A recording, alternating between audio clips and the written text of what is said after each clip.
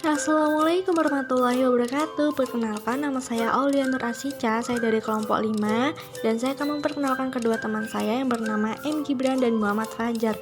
Di sini kami akan menjelaskan materi tentang filsafat Islam menurut Ibnu Miskawai.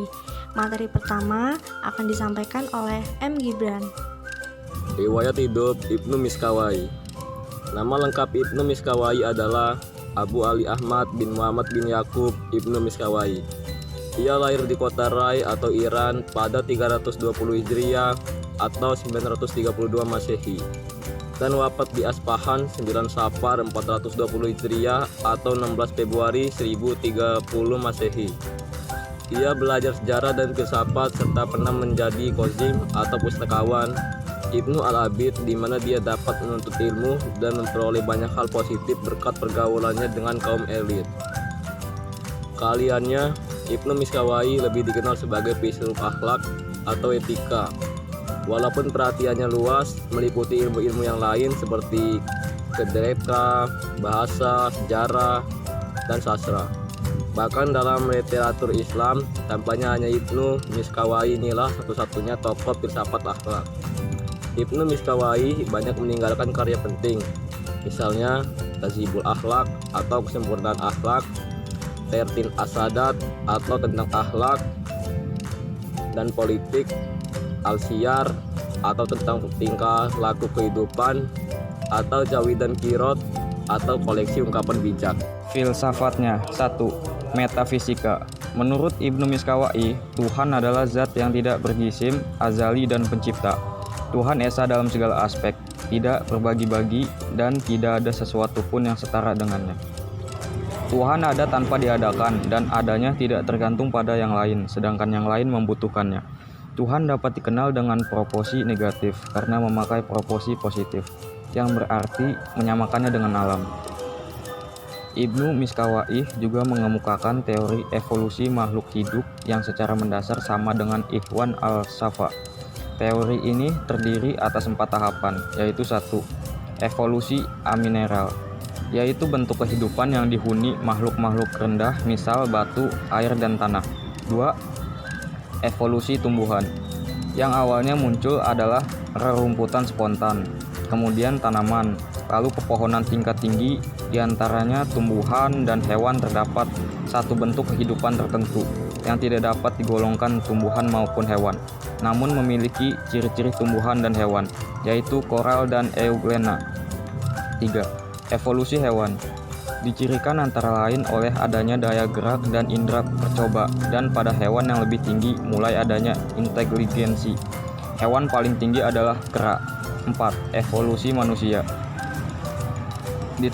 ditandai oleh adanya inteligensi dan daya pemahaman.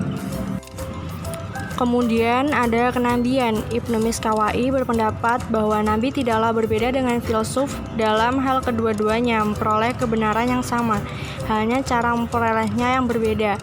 Nabi memperoleh kebenaran dari wahyu, jadi dari atas atau akal aktif ke bawah.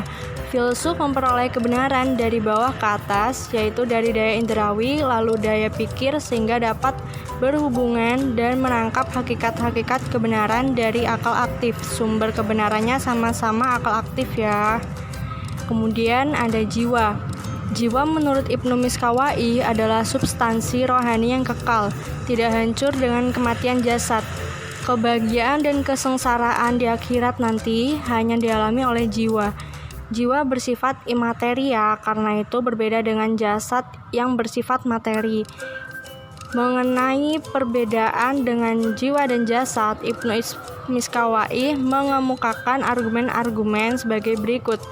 Yang pertama ada indera. Setelah mempersepsi suatu rangsangan yang kuat selama beberapa waktu, tidak lagi mempersepsi rangsangannya yang lebih lemah, sedangkan aksi mental dan kognisi tidak.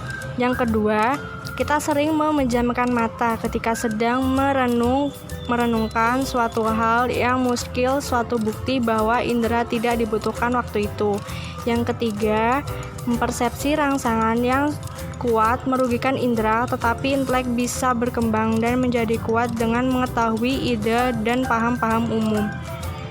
4. Kelemahan fisik yang disebabkan usia tua tidak mempengaruhi kekuatan mental 5. Jiwa dapat memahami proporsi-proporsi tertentu yang tidak berkaitan dengan data-data indrawi. 6. Ada sesuatu kekuatan di dalam diri kita yang mengatur organ-organ fisik, membetulkan kesalahan-kesalahan indrawi. 4. Moral etika. Moral etika atau akhlak menurut Ibnu Miskawi adalah sikap mental yang mengandung daya dorong untuk berbuat tanpa berpikir dan pertimbangan. Sikap mental terbagi dua, yaitu berasal dari watak dan yang berasal dari kebiasaan atau latihan. Akhlak yang berasal dari watak jarang menghasilkan akhlak yang terpuji. Kebanyakan akhlak yang jelek, sedangkan latihan pembiasaan lebih dapat menghasilkan akhlak yang terpuji.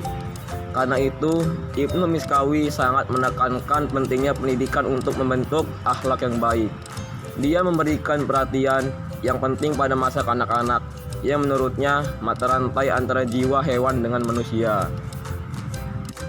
Kemudian yang kelima ada sejarah.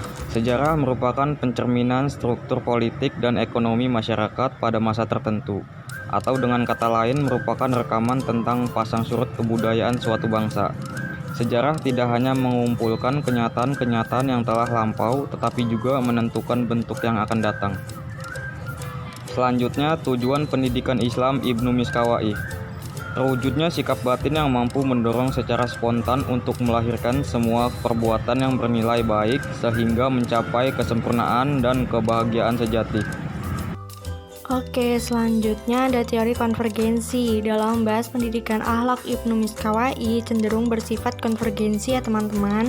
Di satu sisi, dia mengatakan bahwa jika seorang anak adalah bersih dan siap menerima pengaruh apa saja yang diberikan orang tuanya. Namun, di sisi lain, dia mengatakan bahwa di lingkungan memiliki peran yang penting. Dan kesimpulan yang kita dapat dari materi yang kita bahas di atas, yang pertama adalah pemikirannya mengenai konsep emanasi yang mengatakan bahwa alam semesta dan segala isinya adalah pancaran dari Tuhan. Menurut ajaran Islam, alam semesta adalah makhluk yang murni diciptakan oleh Tuhan tanpa melalui proses pancaran sebagaimana yang telah dijelaskan sebelumnya. Bahkan Allah Ta'ala pun telah menjelaskan mengenai proses penciptaan makhluknya dalam Al-Quran, yaitu hanya dengan mengatakan jadilah, maka sesuatu itu pun terjadi. Dalam Al-Quran, Allah Ta'ala berfirman yang artinya, sesungguhnya urusannya apabila dia menghendaki sesuatu, dia hanya berkata kepadanya, jadilah, maka jadilah sesuatu itu. Baik, itu saja yang dapat kami sampaikan. Apabila ada kekurangan, kami mohon maaf, dan pada Tuhan kami mohon ampun.